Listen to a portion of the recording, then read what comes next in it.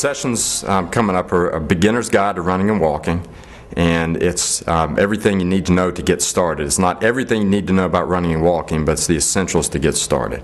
And we're going to answer the three questions that most people have is, can I do it? How do I do it? And then should I do it? And the how do I do it is where we'll spend most of the time, and that's everything from what is a good plan and what do you need to follow a good plan, and also about running form, good running form and walking. And the whole objective is to get people up, get them active, and to do it in a way that they are free from injury too. Getting started, I believe, is the hardest part, and that's why having a program and some accountability, friends to do it with, and a coach helps. I had somebody ask me one time, I've tried this before, it didn't work, what makes this different? Well, when you try it on your own, there's a lot of things that you miss. As a coach, it's my job to share my experience, and then the technical knowledge to know to get people from the start to the finish. And you see people run on the boulevard, they kind of look like they should be doing it right. They're lean, they're thin, maybe tall, they look like they're runners. But I tell you, when we go to these races, that the people that don't look like they should be runners are by far and away the most inspiring runners out there to everybody else that's watching. That don't look like they have the body types, that look like they have a few pounds to lose. But practically all of us are there.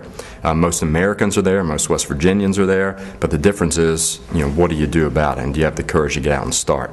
And I'll say that every year, some of the last people across the finish line are some of the people in my program. But they also get the biggest applause.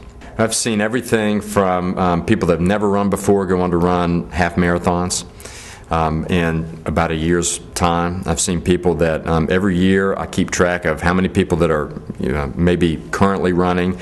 We have new personal records that are set through it. We have a lot of first-time finishers, and sometimes we have age group awards. I have everything from people that have been on blood pressure medication for years, that because they exercise, their blood pressure comes down. Weight loss is a big part of it too. One of the things that you find on that is that there's a study by the University of Michigan several years ago that people that exercise for the sake of losing weight typically don't stick with it. People that exercise for the sake of enjoyment, not only do they stick with it, but they lose weight along the way. But I tell you, Sid, when you get done with this, you may decide that you love running and you continue on with it.